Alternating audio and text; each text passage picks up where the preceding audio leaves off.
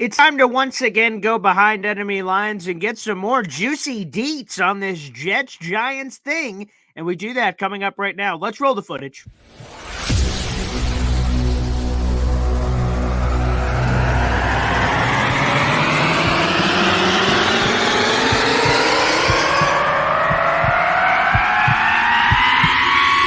Zoinks! It is unequivocally the Super Bowl for New York Jet fans. Field Yates, baby. Field Gosh darn Yates. Let's bring him on the show. Come on, people. Connor Rogers is joining the show. What's up, Connor? But Trevor Gosh darn Sycamore, baby, for me, personally, my favorite New York Jet of all time. Wow, it's great to be on. What an intro that was right there. Paul, nobody does an intro like you, man. Paul, you give the best intro of literally any podcast that I've ever done. I'm gonna lose my gosh darn bananas.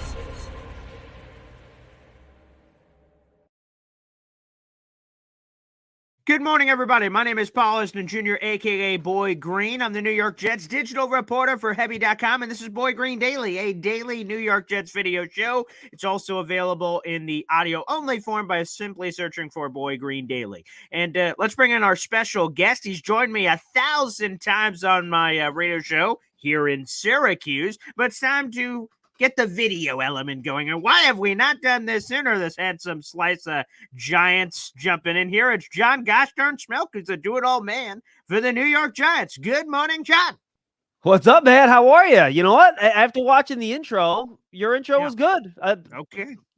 Slice of Giants? Why not? Yeah, that's what I'm talking about. So let me ask you this, because I've been asking everybody this week, whoever it was. We had Ed Valentine on earlier this week, and I've been having Jets people on, trying to answer the question, is this Jets Giant thing, the Jets logo above my head, Giants logo above your head, is it a rivalry? What is it? What do you call this, that we do this once every 4 years? Yeah, look, I think rivalries are really dependent on what fans think of the game, and I think the two New York fan bases believe this is a rivalry. They don't want to lose to the other team. Everyone has friends that are either Jets or Giant fans. So, yeah, I think absolutely a rivalry. If you look at like nitty gritty NFL history, is it like a historic rivalry the way, Giants Cowboys or Cowboys 49ers or Steelers Raiders? Probably not. But in terms of the fan bases, yeah, it's a rivalry.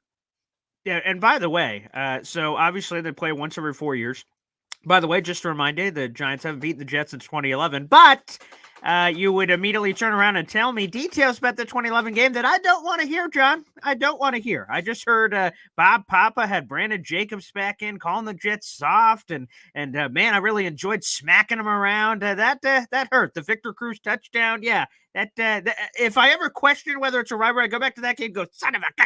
And I'm doing a lot of muttering to myself when I saw that this week. Yeah. Yeah, I think I actually just saw Victor Cruz salsaing past my door here. So, yeah. Yeah, absolutely. 100%. And even the better part for Jet fans, that game is the one that kind of rocketed the Giants to their Super Bowl run that year, too. So that's just a little more salt in the wounds for you guys. That it is. But again, at the end of the day, I still, as much as I'm sure Jet fans don't just love Giants, I mean, without the New York Giants, Tom Brady would have won 9 Super Bowls. So thank you very much, Big Blue, for your contributions to the world. We appreciate that over here in Jetsland. There's no doubt about it. All right, let's look ahead to this Jets-Giants game coming up on Sunday. Injuries are a big story for both teams, quite frankly. That Jets injury report's looking a little questionable, but the same, I guess, could be said for a couple of injuries on the Giants side. What's happening there? What's the latest here on a Thursday morning? Yeah, so the Giants did get some good news back yesterday in their offensive line injury. So Andrew Thomas and John Michael Schmitz both practiced for the first time since like week 3. So it looks like those guys have a chance to get back. We talked to Andrew Thomas in the locker room yesterday, and the way he talked about it was that they were taking it slow with him. Remember, he tried to come back from that first week hamstring pull in week 3 against San Francisco, I think. And he kind of had a re-aggravation, or maybe not a re-aggravation, but he felt something in practice, and that kind of sent him out another 3 or 4 weeks. So I think they're going to be cautious with Andrew Thomas. If I had to guess, he's probably not going to go, but we'll wait and see. I've seen stranger things. And then John Michael Schmitz with that shoulder, that's someone that they've been trying to get back. He is in practice since he hurt it a few weeks ago. We'll see, I think, what those guys do today. If they can increase to a full participation from that limited participation they were in a couple days ago, I think that'll help. Adoree Jackson, Evan Neal, two guys that missed last week's game. They were limited. I think those guys have pretty good chances to play in this game. And then the big one's Daniel Jones, obviously. Right now, he says he's feeling better, but in terms of what he's being allowed to do, his status is identical to what it was late last week. He can run, he can lift, he can practice, he can throw, he can do all that stuff, but he has not yet been cleared for contact. I imagine he'll be questionable on Friday's injury report, and then at some point late Friday or on the weekend, they'll do the tests that he has to take to see if his neck can, take contact and not risk re-injury, and then they'll make the decision on him. So what is it, like a stinger? Have they given any details on the No. Daniel Johnson? Because I know he had the neck thing a couple years ago. Zero details. No details. I see. All we know is that he says it is not the same injury as 2 years ago. Other than that, trust me, the reporters have peppered him with questions in every way imaginable. He has not given anything. The Giants have not given anything. So all we know is that it's a neck. Okay, fair enough. All right. Well, what about the offensive line? So there's some guys that you've mentioned have been injured. Some are working their way back, and hopefully maybe you get a little bit of a pop there. Just what is the state of the state on the Giants offensive line heading into week 8? It's a mess. I mean, last week's game, of the 9 guys they had on their 53-man roster, only 3 were left healthy. So the 9 to start the year, only 3 were left functional that were able to play last week. Now, you hope you get Evan Neal back this week. That'll add a number to that. And even with all those injuries last week, I thought they really had their best game blocking of the year. Justin Pugh is playing out of position at left tackle, literally, as all fans know, straight off the couch. He's underweight for tackle. I think they like to slide him back into guard when they have the opportunity, but he played left tackle last week. Chase Young gave him some issues, but he, had a workman-like performance. Tyree Phillips, who they nabbed off the Eagles practice squad last week. He was with the Giants in the summer. I thought he had a really good game at right tackle, to be honest with you. He was really impressive. And then Mark Lewinsky, after having, really a brutal game in week 1 against Dallas, he got benched. But the last few weeks, he's had to be rotated back in to start at guard, and I think he's played really well. So I think they're coming off their best blocking performance probably of the year, spare that Arizona game last week. But we all know the Jets' pass rush is probably a lot more similar to what the Cowboys bring and the 49ers bring than what, say, the Cardinals and the Commanders bring, which is the 2 pass rushes the Giants have had the most success against. So I think it'll be a whole different type of challenge this week when the Giants try to block that Jets defensive line. Again, we're speaking with John Schmelk. He's the do-it-all man for the New York Giants. I mean it. Podcast host, producer extraordinaire. He does it all, gosh darn, for the New York Giants. He deserves a raise. I don't know who's listening to this show or watching it, but let's get this man a raise for Pete's Listen to that sake. guy. Yeah, there we go. That's what I'm talking about, baby. So with that being said, knowing the Giants' offensive line issues, knowing what the Jets bring to the table, Brian Daboll is an offensive wizard. That's one of the main reasons he was hired by the New York Giants from the Buffalo Bills. What's the plan to try to beat this very aggressive unit up front? Score more than 14 points, which is something they have not done since that week 2 win against the Arizona Cardinals. I mean, the Giants are averaging, I think they're around 11.5 points per game. And that's just not enough to win football games. They played better the last couple of weeks, but they still only scored 9 points against Buffalo because they're 0-5 in the red zone. And then they put up 14 last week against the Commanders, which was enough to win because the defense was dominant. And I'm sure we'll get into the defensive side of the ball. So look, the Jets have a great pass rush. I just talked about that. Their run defense has had some issues this year. So I think this is a big Saquon Barkley game. He returned from injury last week, a couple weeks ago. He was a big addition. He's played well. He had a big 30-yard touchdown catch on a little flat pass. He turned upfield, made a man miss, scored a touchdown in that game. So, look, I think they're going to try to be balanced. They'll try to play with the lead or at least keep the game within a score, run a lot of play action, mass protect, move the pocket. Don't expose that front to a lot of true pass sets. And they'll use Saquon Barkley to try to do that, and they'll lean on their star running back to try to, move the ball offensively. When they get in the red zone, they had a red zone turnover last week. Barkley fumbled inside the 10. Finish those drives with touchdowns, which is something they desperately need. And look, Boy Green, this is going to be a, low scoring, slog of a football game. This is going to be one of those, in my opinion, 1st to 20 wins. And I think that's kind of the game we're looking at here, to be honest with you. So I've been trotting out this stat because it's out there. The over/under for this game at the beginning of the week, I'm not sure if it's changed today, was 36.5. Is it that low? Yeah. When I spit out the number, I laughed, but I also went, wow. I was crying a little. You're not taking the under on that, are you? That's low. I mean, that is low. It's low. Yeah, that's. But I'll be honest with you. Look, watching the Jets this week, we talked Yeah. about the struggles the Giants offense has had. Jets offense has had struggles too, man. Like they've gotten almost Yeah. all their points off of takeaways. When they don't get takeaways, Mhm, they really have trouble scoring. So, and mhm. the Giants defense has been excellent the last 2 weeks. They, held Josh Allen to just 14 points, shut him out in the first half.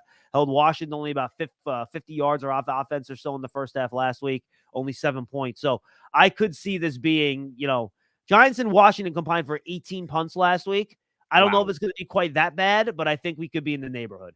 Oh boy, that not ideal. Not ideal. That's for certain. Let's get to that defensive side of the ball. I'll start with he was one of my favorite players in the 2022 NFL draft. I wanted the Jets to get him. It was Kayvon Thibodeau, and it looks like there's an upswing here. What's he projected for? 13, 14 sacks this year. Has there been that? I don't know if it's a light bulb going off or something happening for him over the last couple of weeks. Is there a moment you could point to where you've kind of seen it like, okay, now this kid's starting to get it?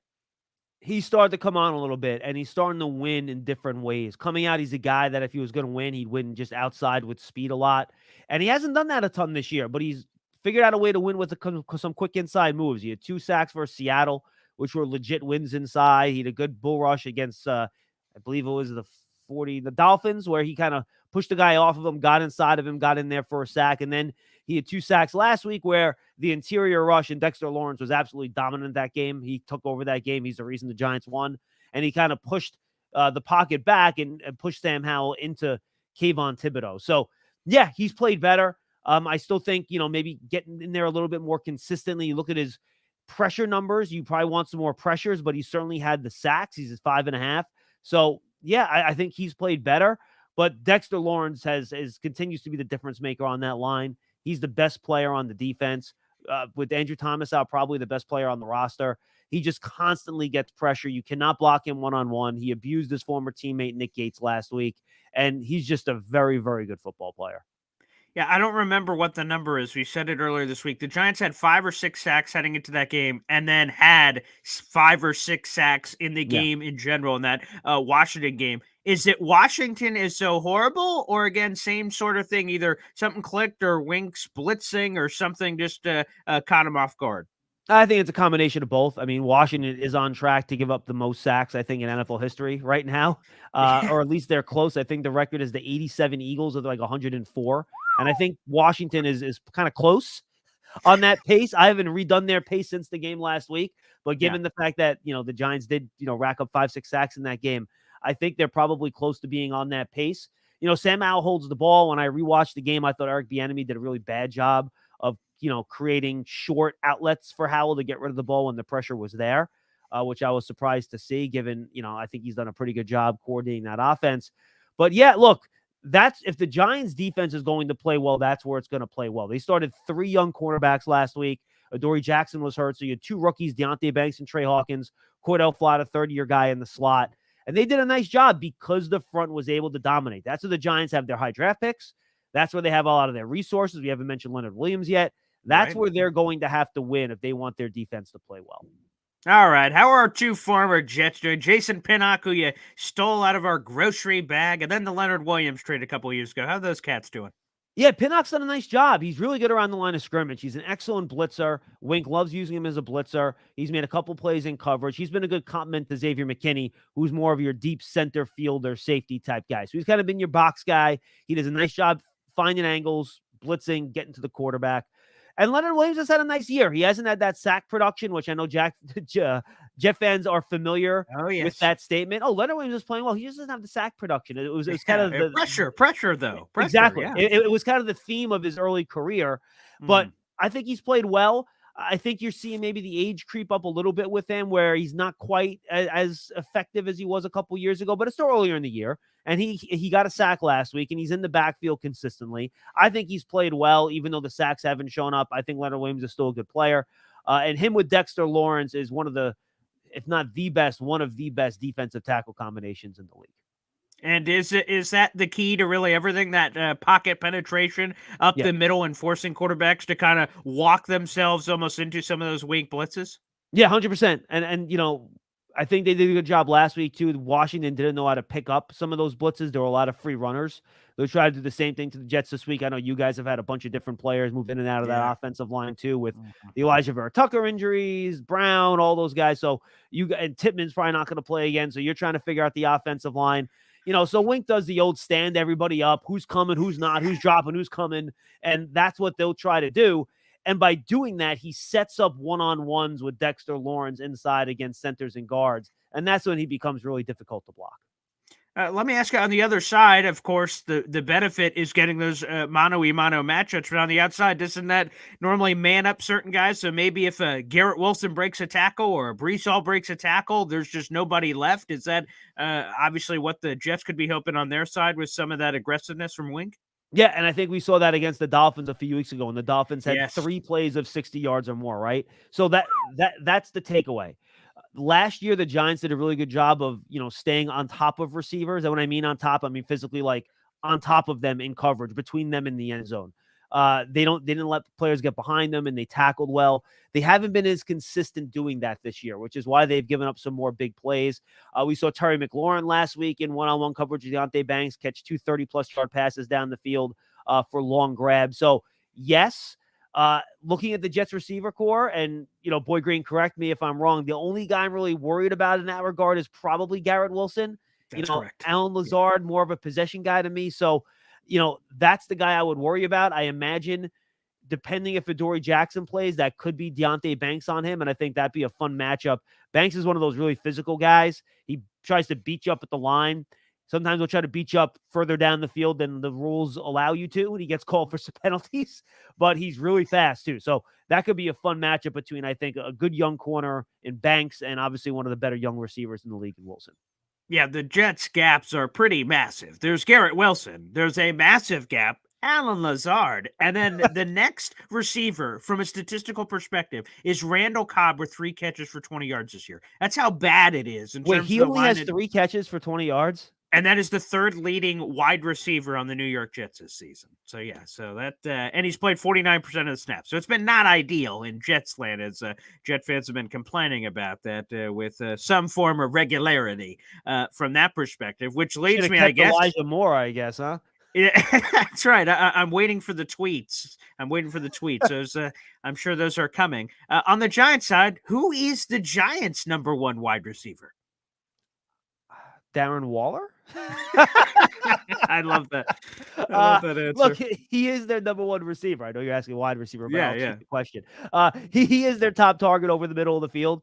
They'll try to go to him. They'll try to set up one-on-one matchups, and he'll make big plays down the field too. He had 2 20-plus yard catches last week. In terms of the wide receivers, it's kind of a committee thing, and I think they have guys with different roles, right?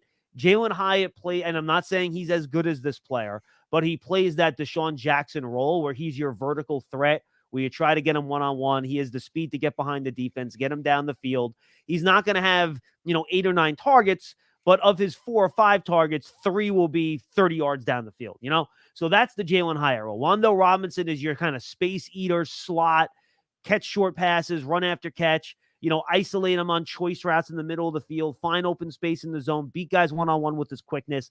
He's your prototypical slot guy with speed. And then Darius Slayton, I would still consider him probably their number 1 receiver. He'll play outside. He'll move into the slot a little bit. He taught 2 slot fades 2 weeks ago for 30-plus yards, and he does a little everything. Sometimes his hands can be a little inconsistent in terms of bringing contested balls in.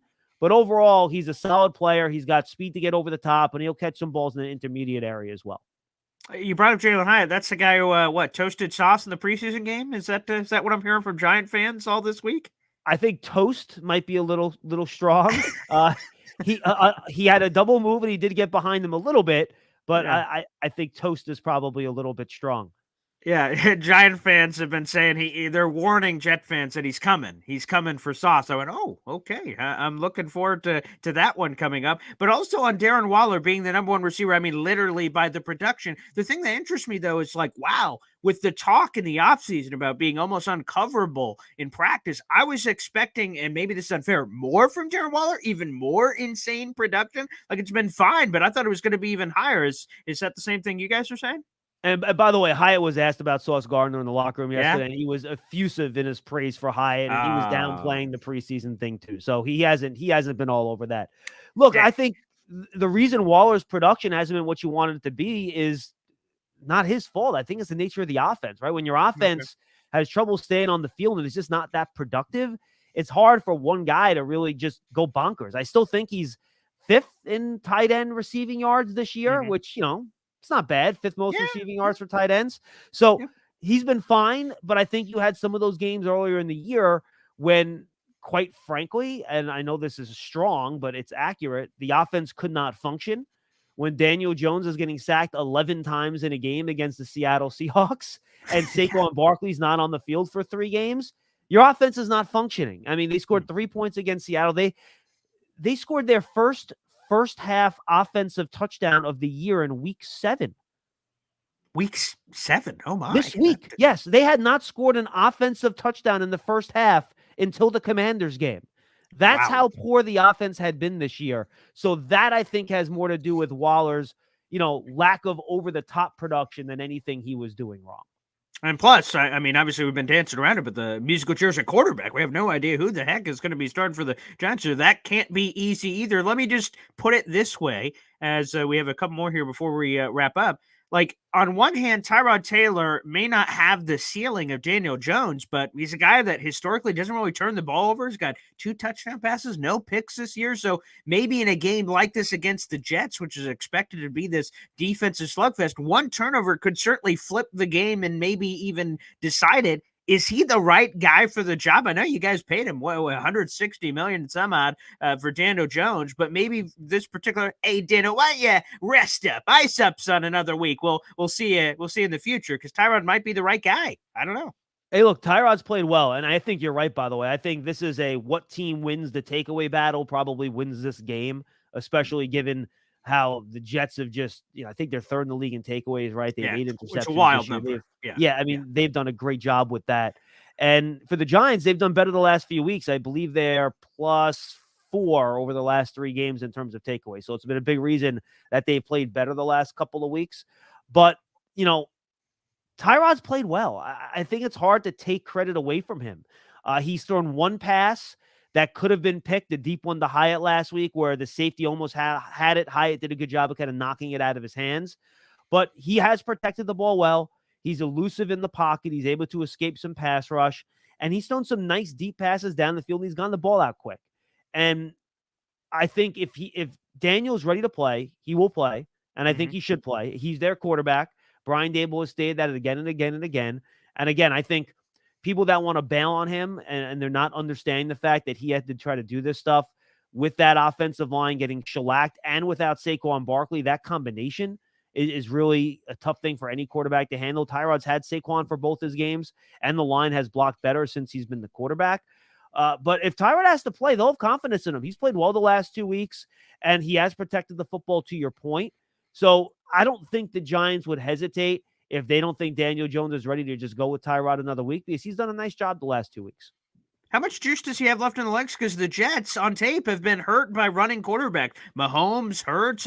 Russell Wilson even has got it going on the ground where he can break some of that contain. Is Tyrod Taylor capable still in that department at his age?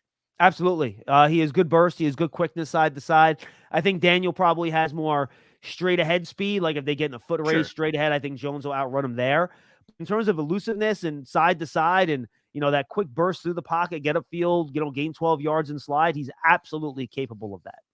Okay. All right. And final one here, John. We've been talking about it. What is your prediction? Crystal ball time. Jets, Giants. What the hell is going to happen at the end of that contest? What's the score? What do we got? All right. I'm going to go 17-16 Giants. It'll be a game-winning Graham Gano field goal with about a minute 30 seconds to go. The Jets will get the ball back, and Zach Wilson will be sack stripped by Dexter Lawrence to seal the victory for the Giants. Wow, I love the specific nature of that. And that is a lot more points than I thought based on how this conversation was going. So, booyah, we will take the points. We will not take that result, but we'll take the points. That sounds pretty gosh darn good. John, thank you so much for joining us. And of course, all Jet fans, if you want that other perspective and seeing all the wonderful people you've been having inside the huddle this week, it's been pretty tasty. So hopefully fans check that out throughout the rest of the week. Thanks, man.